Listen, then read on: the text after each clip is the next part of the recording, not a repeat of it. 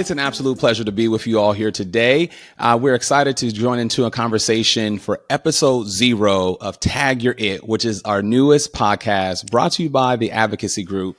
Today, we have the distinct pleasure of speaking with our CEO and founder, and we want to talk about why the Advocacy Group and why now. But before we get into that, Ebony, why don't you just take a moment, say hi to the audience, introduce yourself, just express some of your excitement for just being here today.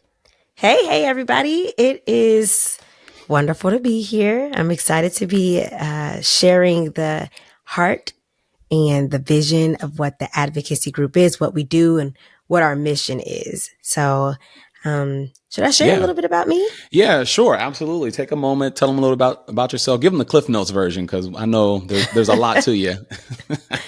Cliff Notes. I am a mother of 3. We have twin 9-year-olds and a 4-year-old who is the absolute boss of our household. I am a market consumer human behavior researcher, which is a job that I love doing. I'm very passionate about the work that I do and making sure that we represent the voices of the people that we serve really well. And then how would people describe me? I think that people would describe me as a welcoming person. I think that, like I said, I love making sure that I connect with people and represent the voices of people. So I do my best to make sure that people feel welcomed and comfortable around me, which I think bids me well in the work that we do. So. Yeah, absolutely. And also, Ebony, you left out a big part is that you're my wife. Hello. So for those, this is my man, everybody.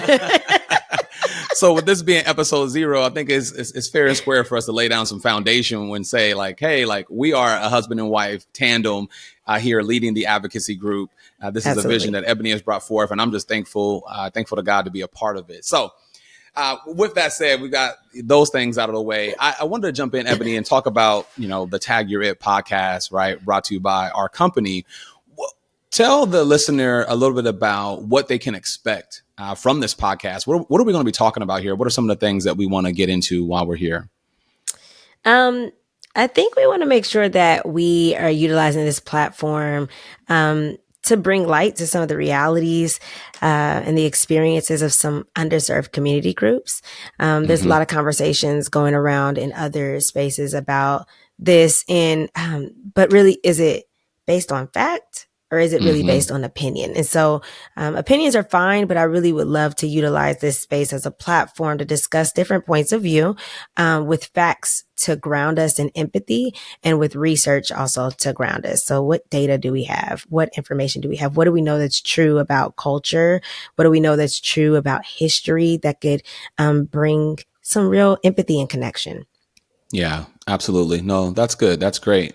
Let me also ask you as we think about the Advocacy Group, we have to talk about the origination story, if you will, right? So people might see the Advocacy Group, listen to this podcast and say, oh, this company just came on to the scene, but this is actually the 4th year of the Advocacy Group, right? So kind of take us through who is the Advocacy Group and why were we created? Oh, this is a story, everybody.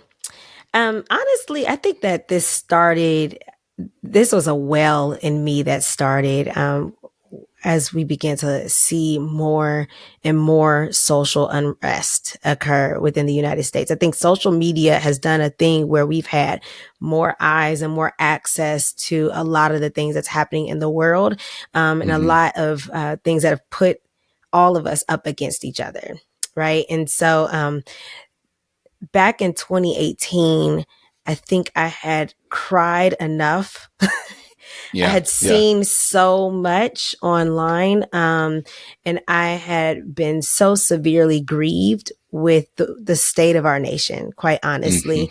And, we're all going to social media and posting our opinions, and it felt like there was a lot of disunity. Right. And so not only was I grieved by the occurrences that were happening, but I was grieved by our reaction to it. Instead of us being unified, there was more relationships that were torn apart and pulled apart.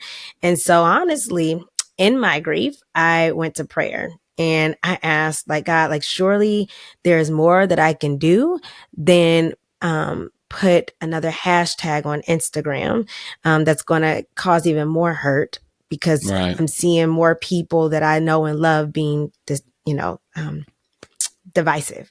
So Yeah. surely there's more that I can do. There's got to be something I can do to help bring unity. And in my heart and in my spirit, I felt the question asked, so if you could do anything, what would you do? Like, what do you have?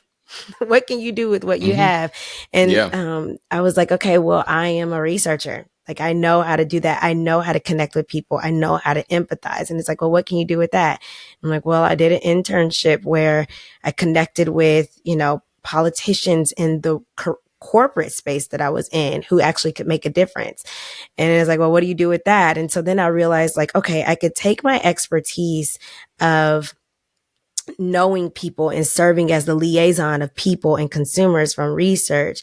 And I can apply that to corporations to help us be able to understand one another. If we can spend millions of dollars on research and understanding human behavior and understanding how to market to people and to brand to people, surely we could do a better job at empathizing with one another and understanding one another at a social perspective, not just in marketing, but at a social point of view.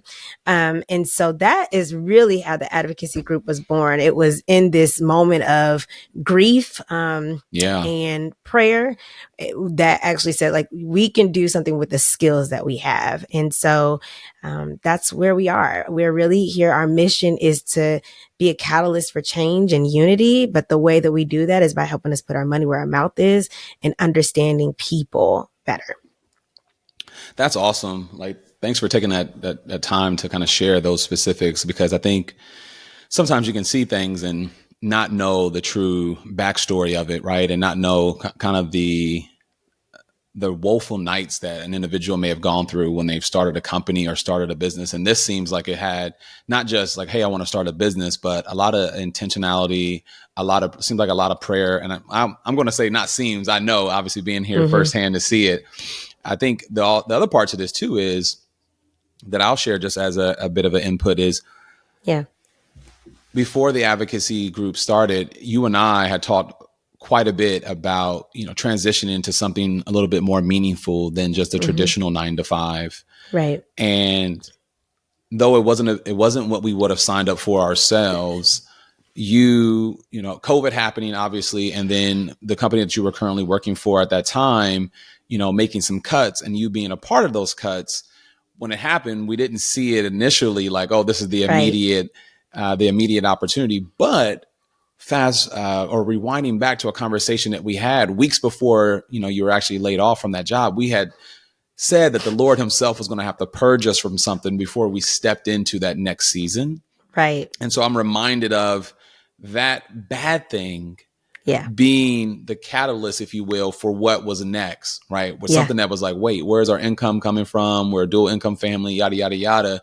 And it was like, God was like, listen, you're seeing this bad thing, but the seed that was just planted is going to be the advocacy group. And here we are 4 years later, right? Oh my gosh. Listen, no, there's so many important factors to this, you guys. Like, so I again, the vision for this company came in 2018. Like, I started developing a business plan. I started getting work, started making connections, calling people, like, had all that done. And then I started a job because there was a couple opportunities that came about in that year too. So we sort of put the advocacy group on hold, again, had the name, the plan, all of it, but put it on hold to pursue this other company, which was great because it gave me the experience and the courage, I think, to do this. But to your point, like, we ended up having a child, was on mat leave, came back from mat leave. And then I think this is such an important part of the story, so I'm going to tell it. I remember I had just come off of mat leave. I'd been off for a couple weeks, maybe about a month. And I remember you were like, babe, something's coming. I feel it in my spirit. Like, there's a moment of tribulation that's coming. And I just was like, nobody's trying to hear that. I reject that. Like, I just like, nobody's trying to hear that. And lo and behold, the spirit told you, because that next day is the day that I ended up being let go from my job. And honestly, that could have been the best thing that happened, because that is when the advocacy group was birthed. And I think that we have seen real dividends, real impact come out as a result of this thing. Like, honestly, my mind is Hmm. blown at seeing how we went from that moment of what is this? How are we going to move forward from this in the middle of COVID to being where we are right now in 2024, where we've seen like impact, such real impact. So, yeah, Hmm. grateful to be in Absolutely. this space for sure. Yeah. No, yeah, absolutely. So someone may be hearing this and saying, "Great, I've heard the origination story. I love that you and Daylon are a husband and Yeah. wife couple doing this." So where can their impact be felt? So it's like, hey, this story sounds good. Like it sounds like you have meaningful intentions. Like, so who's your target audience? Like again, you don't have to share specifics of like who you exactly work with, but what are some of the topics or things that you have worked on that have been really meaningful and really pushed the envelope forward, as you just were alluding to? Like, what are some of those things that you can recall of that were just most impactful for you? Yeah, that's a great question. And in order to answer it, I think I need to take a step back just a moment to say that one thing that we do at the advocacy group is, again, our mission is unity. Like, if we empathy and unity, right? If I could summarize it into one or two words. But Hmm. um, what that looks like, though, is tending to the muted voices. I think that we oftentimes hear a lot of the majority voices, but there's a lot of voices that end up being overlooked, Hmm. um, muted, that end up not being heard. And so that is where we come in and we amplify those voices, the ones that are missed. And so when you ask, like, who is our target audience? Anybody um, who is trying to make an impact amongst people, especially those who they might have missed and didn't even realize that they missed, right? So Hmm. this looks like leaders who care about cohesion and the success of their teams. Like, and maybe they have some minority people that they're like, listen, I know our team could be great. I think we need to be a little bit more diverse so that we make sure the right people are seated at the table, so that we hear everybody has a point of view and we can be more innovative and more creative, because that's important, right? Having diversity enables innovation and creativity. Absolutely. Another target would be companies who care about the needs of their target audience, right? Hmm. And again, like, fostering the creativity to think about, how they can tend to their audience in a more customized way. And then also small local companies that are looking to make a mark in their community. So people who really care about making an impact in reaching their diverse audiences. Those are the people that we're trying to reach. Hmm. And how is that materialized? Like, Oh yeah, are you great working question. with the like the mom and pops? Are you working with Fortune 500 companies? Give us some more like into that kind of space. Like what? And I think that's kind of what I was alluding to before, which was like, Yeah. what are some of those themes? Like, yes, the marginalized, the muted voices, but like where in like what pockets are you finding that the advocacy group is actually fitting in specifically? Like Gotcha. themes, think like head and neck cancer, healthcare disparities. Like think about those kind of themes of work. Like share with us, like where has the advocacy group fed in, and where do you continue to see them fitting in? So we've worked with everybody. We've worked with the large Fortune 100 corporations Yeah. down to the local nonprofit church, right? We've had the opportunity to work with a wide range of organizations, which has been a real blessing. When we think about some of these large organizations, Fortune 100, if you will, a lot of times we're looking at how we can be more inclusive. Inclusivity looking like what needs to be true to create this product so that disabled people are able to utilize this product. Like, what are things that we're Hmm. not thinking about so that somebody who has a disability can access it, right? Yeah. Um, Yeah. Also thinking about the healthcare industry. There are so many disparities when it comes to healthcare, and they need to be looked into. How do we close the gap of disparities when it comes to healthcare, when it comes to some of these marginalized communities? So we've done a lot of work when it comes to healthcare and addressing disparities. And then when it comes to some of the more local nonprofit organizations, a lot of times it is, listen, we understand that um, our organization is really only tapping into a small group of the population, and we know that we can have further reach and further impact. So can you help us figure out how to tap into some of these other groups? How do we reach them? Like, where are they at? Where are the locations that they are, and how can we Yeah. best reach them and access them? Yeah, no, absolutely. I think that's where the rubber really meets the road, right? Where we can come alongside these individuals that are looking to get answers to these critical business questions, and Yeah, how we can help them see it as more than just a business question, but that there's lives behind the business question, absolutely. right? And that there's lives that are going to be impacted. And that kind of leads me also into another offering that I'm proud that we offer, which is around cultural sensitivity, right? Which Oh, goes into yeah. that work that you just mentioned, but also from, not only do we deliver the insight, right? Like, hey, here's what the consumers say about X, Y, and Z.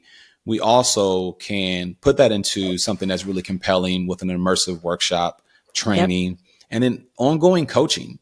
I think Yes. one of the things, and you can chime in on this in a little bit in a second, which is like what sets us apart is it's not just this moment of, hey, here's the insights, we put it in a nice PowerPoint and then we leave it at your desk. It's Right. we take that PowerPoint and we bring it to life, and then we continue to bring it to life for months, weeks, months, years to come, if that's what the client prefers, right? And that's what we Right. prefer, because one, that's going to allow us to actually see a true ROI, right? What Right. would you add to that? Like, in terms of, there's a lot of firms that do this kind of work, right? That work with marginalized audiences. Like, Yeah. what would you say are some of those, differentiating factors for the advocacy group? I love what you just mentioned. That like, we're going to go along with you for the ride. One Yeah. thing that I always tell our clients is that Hmm. Rome was not built overnight. Right. If you're trying to Exactly. see a culture shift or a culture change in your organization, it's not just going to come by a few data points, Hmm. but it's going to come by a shift in mindset. And that Yeah. takes time, and that takes evaluation, that takes reflection, and that takes constant reflection and evaluation. And so um, sometimes, like, and this is actually our preference. What we do is we actually end up with you for like a year long, 12 Hmm. months, Yeah. It takes that we've long. done that with a few of our clients where we've hung alongside them for over the course of a year, because we do what we might do. Like, in the front half, we might do a lot of the heavy lifting, a lot of work, a lot of research, a lot of workshops, full day workshops and things like that. But then we keep coming back in for touch points. You could come back in and meet with us and ask us more questions, and deliberate through different challenges that you might be going through. But we're going to walk alongside you. Um, so that's one thing. I would say there's two other things that differentiates us from perhaps some other organizations. One thing that I think is extremely important is that the backdrop matters. Okay. History matters. I think a lot of times businesses want to know who and what are the influences when it comes to, like, their consumers' lives, for example. Or we might get asked the questions of, well, how can we bring in more diverse employees into our organization? Like, we get a lot of those Hmm. questions, but the reality is you can't start answering that question today. Like, you can't Correct. address that question from a point of 2024 or 2023. You have to go deeper than that. Let's be honest. For example, you Hmm. have a lifetime of events, memories, experiences, influences that have molded your attitude towards specific brands, subjects, even people, right?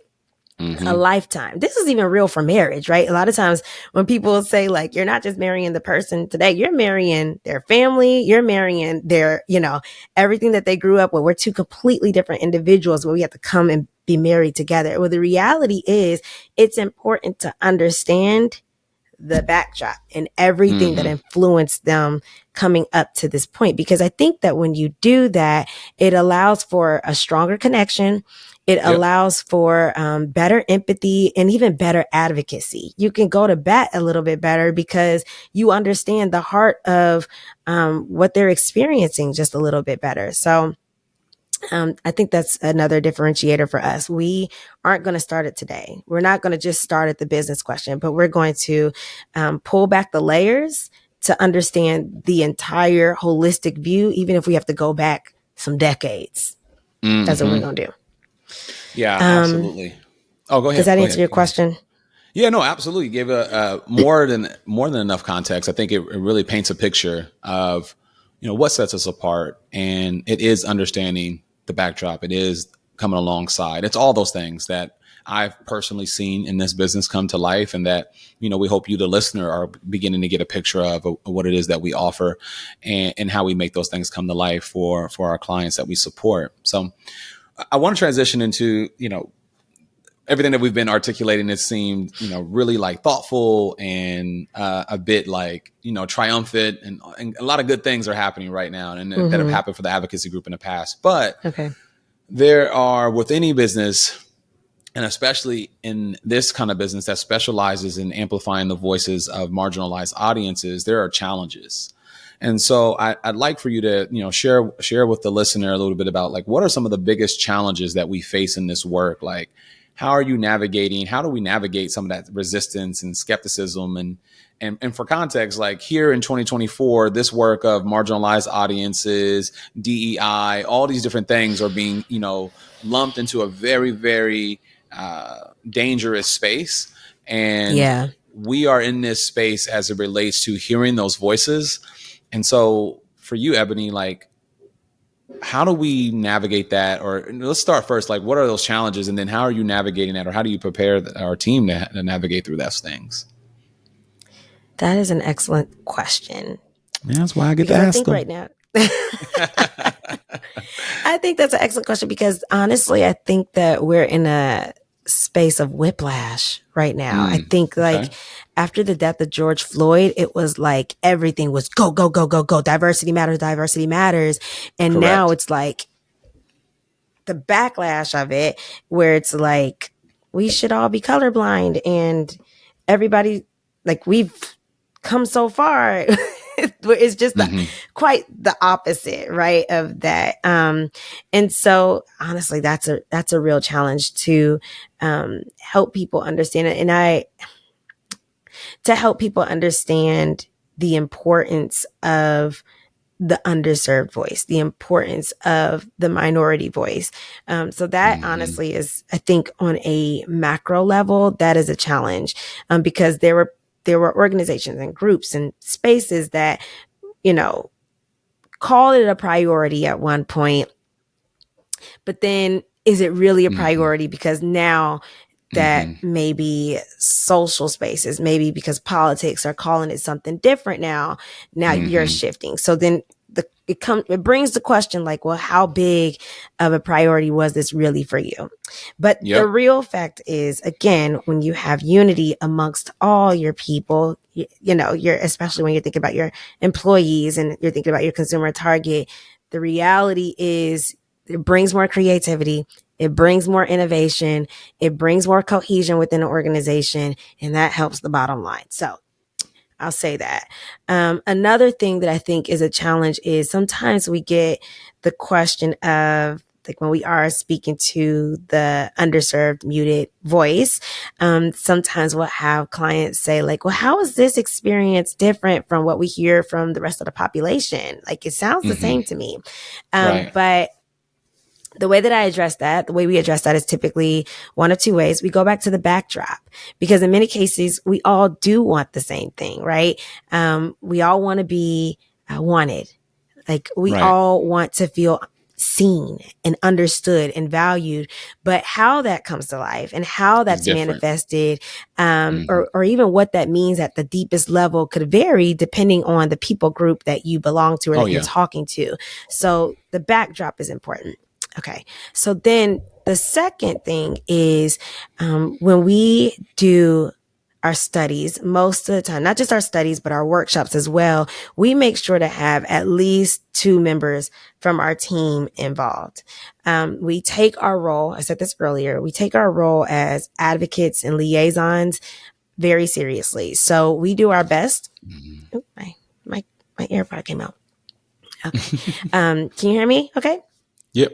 All right. So we do our best to assure that the voice of our audience is accurately expressed. And so by having at least two co-leads on a given project, we're able to hold one another accountable, not to insert our own bias or Mm. subjective content into the results of what we're speaking to. It also gives our clients confidence in the output. Sometimes they can show up with their own bias, quite honestly. Sometimes they can show up with their own stereotypes and actually feel very passionate about those Yeah. stereotypes. Of course. Yep. But the hard reality is we all have bias. This is the truth. We all Yep. have bias. We all have stereotypes. And we expect that. The advocacy group, like as a team, we come in, we understand that. We expect that. And so we come in with grace and with patience, and we have to help our clients disconnect from those stereotypes that they actually think are real. And so that is a challenge because sometimes it can be frustrating. It can be frustrating to say like, okay, listen, no, this is not, it's not the stereotype. But again, we have to Hmm. show up, and we work hard to make sure that we show up with grace and patience, and also holding one another accountable on the project and the workshop that we're on. Yeah. No, that makes sense. That what I like about what you said was a certain level of accountability for us as the advocacy group to make sure that we're not going in with bias, because that's one of our biggest challenges is, Yep. there's confirmation bias, right? There's these the biases that we've been shaped around our environments, right? And people have preconceived notions about the work that we do. And as I mentioned before, we get lumped into this category that is, dangerous, and that we're trying to indoctrinate people about certain things, when the reality is we've seen this work impact the lives of the Mm-hmm. people that have gone through it and participated in, whether it's our research or the workshops that we've put in. We've seen the impact that it has on business. We've seen the impact that it has on bottom line. And most importantly, we've seen the impact that it has on lives. And Right. so I think it was a good point that, that you're making here, is that when people are asking like, how is this really different than any other, population? It may be very similar, which is clicking into what I like to call the human element, right? But then how it's delivered, that is where this whole Yes. thing always gets muddy. We Absolutely. all are saying, oh, we all should be treated equal. And it's like, yeah, but for us to get there, it's different for this community. It's different for that community. And so we should have things in place that help people level up. It's not just a blank slate. That's not how this country was ever formed. I'm going to stop there Exactly. because that's going to get us down a whole nother path. But Exactly. We gotta but yeah, keep going. so that's going to take us down a whole nother path, and maybe for another show, of course, Yeah. we'll get into all these kind of topics. But as we talk about episode 0, and we've covered the kind of the who we are, our origination, or excuse me, origination story.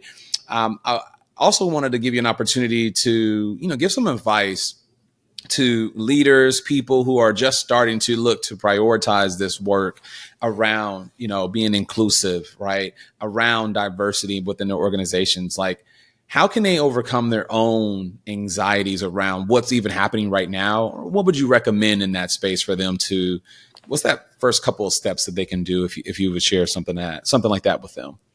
I think before any leader can start this conversation within their organization, they need to start with themselves. Okay. And I think they need to start with the mindset shift with themselves Mm-hmm. first, Yeah.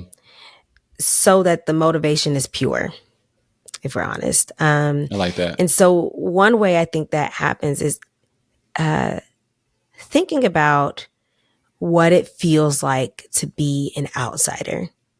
I think to Mm-hmm. some degree, we've all experienced what it feels like to be an outsider.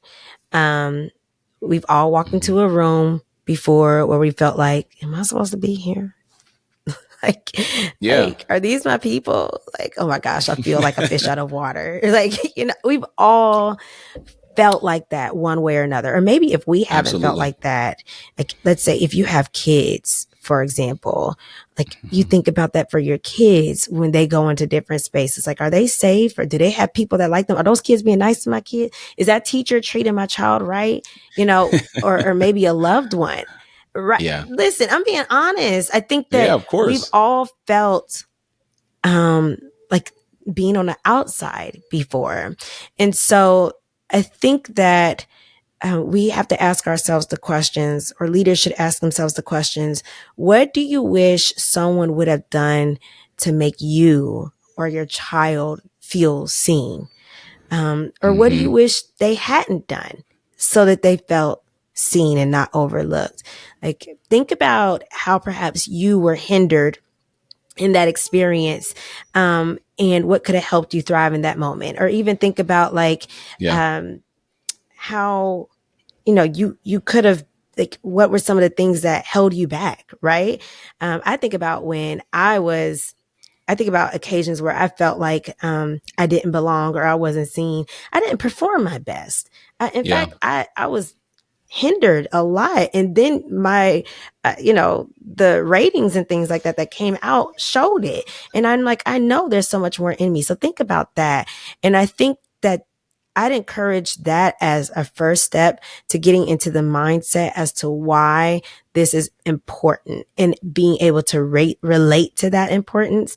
Sometimes when we speak about, um, amplifying the voices of the underserved or minorities or things like that, sometimes people can feel like this work is exclusive of others or even Hmm. trivial. But the reality is that's not the case at all. This is actually bringing more cohesion to an organization or a group.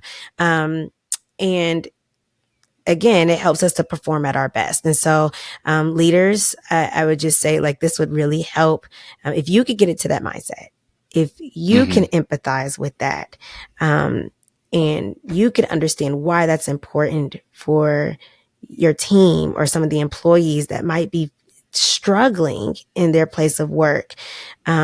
Then it could help you maintain some type of motivation and even advocacy for the Yeah. people within your organization. Yeah. No, I totally agree with that. I think what I would add in addition to is like once you do that step is, we call it assessing the landscape, right? So take a moment to ask your team, whether that's in a 360 feedback, whether that's in an anonymous survey, or maybe it's just an open, dialogue, town forum, what have you, around things that are impacting your company specifically, things that are happening outside that are impacting the company, social issues, etc. Companies today are no longer just the place where people do work. This is the place where people bring their entire lives.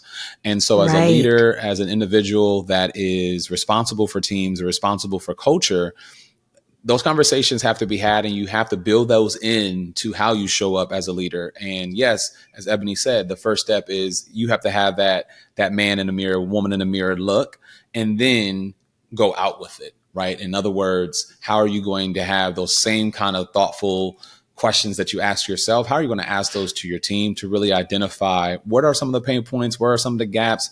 Are we approaching our products, our service, our development internally? Are we doing that in a way that is meaningful and making people feel safe, right? And Mm-hmm. if the answer to those things are no, then you have some of your starting points. And then I'd say, call us to help you with the rest, That's right? right. Yeah. You know what, Deadline? I But think yeah, that I love your build. And I actually have a question for you. I okay. want to, I want to give a comment that the people This wasn't on, part of the this I wasn't part of the know it script here, wasn't, but but go we're ahead. throwing it in because I think that this is important context. People may not know your background in team building and development. So I think that this is a great place for you to actually speak to what your experience is when it comes to team building. And maybe you can highlight what your response to this question would be. Like, um, what are some of the, I guess, approaches that have worked really well for you to Mm-hmm. help people feel safe in the environments that they're working in? Mm-hmm. So start with Okay. your background. Yeah, I'm gonna share a little bit about my background and give you some tidbits, and I'm going to probably leave a bit of a cliffhanger so that you can come back for our next episode where I we'll like it. maybe we can potentially get into some of those other topics as well. I But like it. so my background is I have spent the last 15 years leading and serving teams. I've had the distinct pleasure of leading those teams at places like Nike, Walmart, a couple of tech startups in my career, and I cut my teeth really young in leadership at age 23. I'm 37 now for context. And so I've had such, such a, I think, a wealth of experiences in this space of team building. And I've learned some of these things the hard way around team building and creating inclusive environments and listening to our team's voices. Like I've learned the hard way in that I had to hear the voice of complaint before I actually made these changes, especially as a young leader. And that was, looking back, was very helpful. Now going through it was really tough because it was, it's a shot to your pride, a shot to your ego. But I think that's part of it as a leader, is one of the first steps is setting aside that pride and ego.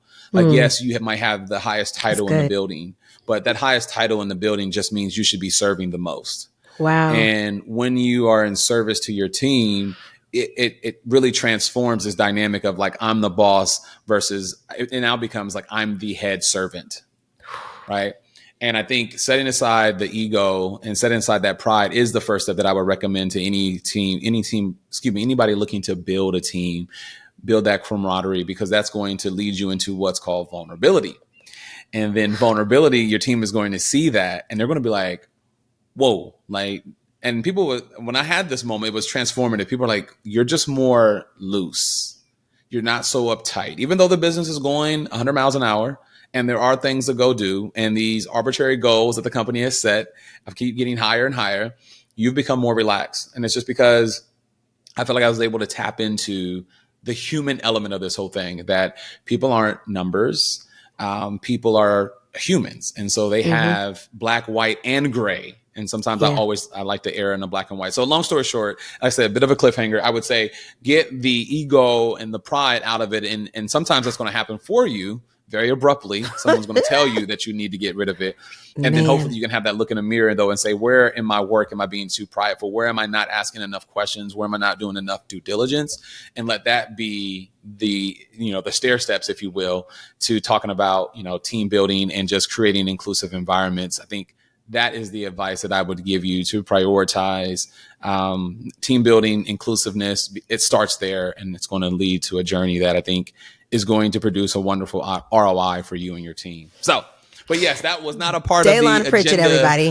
Daylon Pritchett. Yeah. Sure. You cracked me up. That was not a part of the agenda at all. But listen, thank you so much for asking that question, Ebony. I think it does give context to the work that we do, because that is what I offer on this team as well, right? That experience and that understanding of how we take, again, from insights to action to ongoing development and coaching. That's part of that experience package that we offer here at TAG. Side note, we've been saying at the beginning, TAG, you're it. We haven't really given that much context. So TAG is the Advocacy Group for short, right? It's our acronym. So TAG, you're it is really just a metaphor for saying like, hey, tag you're it, as in you're the next person to carry this baton to move us closer to a more inclusive and diverse environment for our communities, in the places that we operate in, the businesses that we serve, etc. So when someone says tag you're it, and when you hear us say that, it's, hey, it's not just us as the advocacy group that's responsible for this. It's tag, you're it now. Go run with this thing. So I wanted to give that context with this being episode 0, kind of give you the foundations of what you'll come to expect. Ebony, I want you to, any closing thoughts, anything on your mind as we get ready to wrap this up, closing thoughts, and then also, where can they find you or find more out about the advocacy group in general? Yeah. One of the thoughts that I had that I think is important context is all of us know someone who is underserved. All of us do. I think a lot of times when we speak to underserved, sometimes people just automatically think ethnicities. And let's be clear, that is like those are underserved groups. Those are minority marginalized groups. So I want to make sure that's clear. However, it doesn't stop there. We're dealing with a lot of ageism right now. And we're dealing with a lot of, like we deal with people who deal with disabilities and gender, like there's a lot of us. So I just want to make sure that when we talk about muted and underserved voices, that people aren't just thinking that it's just limited to, just two groups like the LGBTQ plus and ethnic minorities. It goes beyond that. And we all know somebody who, maybe has an IEP in school. We all know somebody who, has been in the hospital and has a disability. So I just wanted to make that note as you all consider that. And then to learn more about us, you can reach us at www.advocacy. What is www.advocacygrp? Oh no, that's our Instagram. You can reach us at www.advocacygroupus.com. Oh, no, it's all good. Let me say that again for everybody. Yeah, www.advocacygroupus.com. So you can reach us at our website.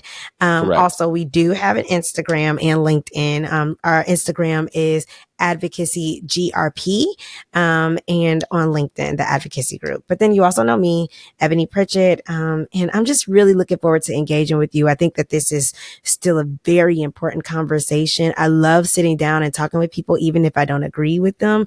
I love hearing different points of view because I want to empathize. We want to relate. So thank you for joining us. Yeah, absolutely. Thank you, Ebony, for taking the time to, be with us on episode 0. We look forward to having you and many other guests here in the coming weeks and months. This is going to be a big year for the Advocacy Group. I'll just double down on what Ebony was just saying. If you want to learn more about us, advocacygroupus.com is going to be our website. Check in with us. Also, our Instagram is available, but we're also going to have this uploaded to podcast as well. So look wherever you're going to get your podcast, you'll find this. And then we're also going to start a YouTube page where you're going to be able to watch this very video here that we're doing right now. And you're going to be able to participate and see and engage with us. And I know sometimes for me, podcasts are great, but I like to see the individuals' faces. So if that's your thing, look for us on YouTube as well. We will be there. And with that, Ebony, I just want to say thank you. Have an amazing week. Everyone, thank you for listening. This has been Tag Your It. And we look forward to talking to you on the next one. Take care. Peace.